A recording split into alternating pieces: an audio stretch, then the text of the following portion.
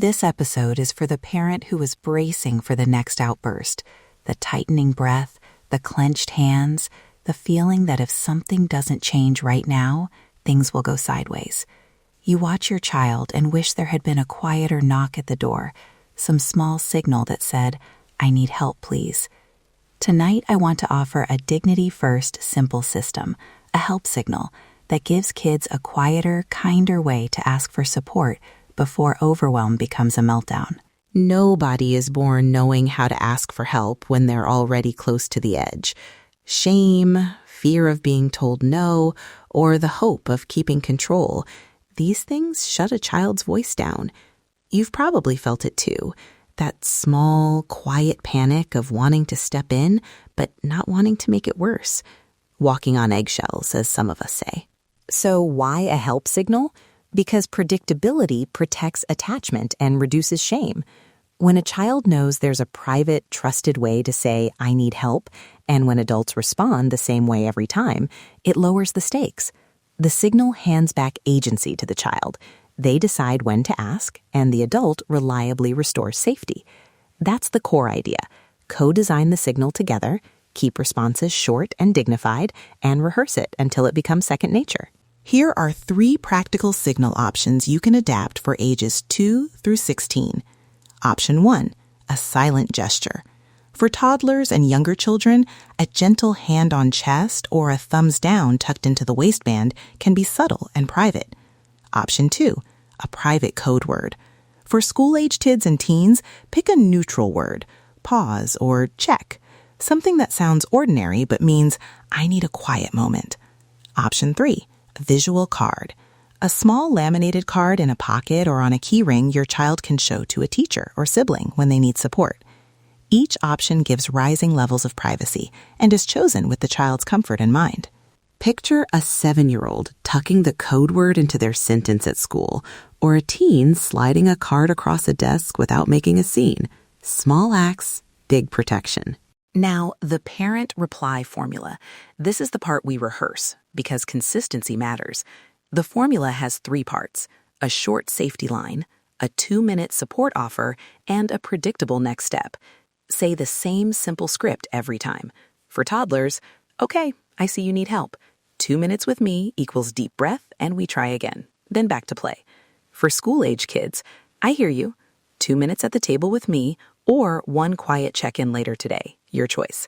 For teens, "Got you. Want 2 minutes here or do you want to text me check when you're ready to talk? I'll wait for your word." The aim is to restore safety and agency without lecturing or escalating. Teaching the signal, 2 short rehearsal rituals that make it real. Ritual 1, the bedside demo. Spend 5 minutes before sleep where you and your child practice the signal and the adult reply. Say it, try it, laugh about it if it feels awkward. Ritual 2, low-stakes practice.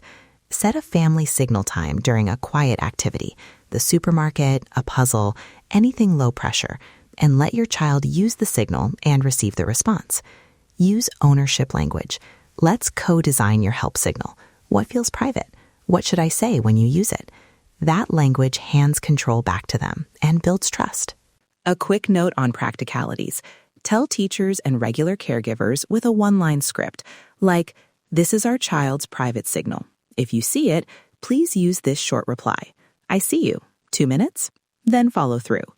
For public settings, choose more discreet options, the gesture or a phone text. Coordinate with co-parents so the response is predictable no matter who answers. And remind siblings that the signal is not a joke, it's safety language. Adaptations for sensory and neurodivergent needs. Nonverbal anchors work very well. A weighted object, a specific chair, a 3-count squeeze of the hand. Tech-friendly options include a pre-arranged emoji or a single-tap message like bell that means "I need help." For children who prefer movement, a short set of steps, stand, turn, breathe, can be the signal. Keep words short, movement small, and make sure whatever you choose respects the child's sensory profile. When is a signal a red flag? If the signal is used constantly and the child never seems calmed after the 2 minutes, or if it hides ongoing harm or unmet needs, that needs attention. Look for patterns. Is it always before homework, after social time, or only when a particular caregiver is present? Those patterns tell you whether you need to troubleshoot the environment, change expectations, or seek more support from a school or clinician. Troubleshooting common problems. Overuse to avoid tasks. Respond with the same brief script, but add a tiny age-appropriate consequence.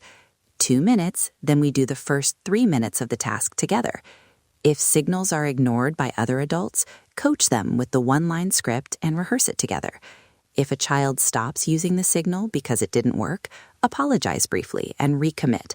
I'm sorry that didn't help before. Do you want to try it again now? I'll do the 2 minutes.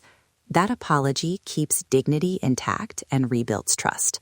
2 tiny experiments to try tonight. Experiment 1, pick one signal together at dinner and use the bedside demo for 5 minutes. Experiment 2, choose one public safe option and practice it during a short outing, like a walk to the mailbox.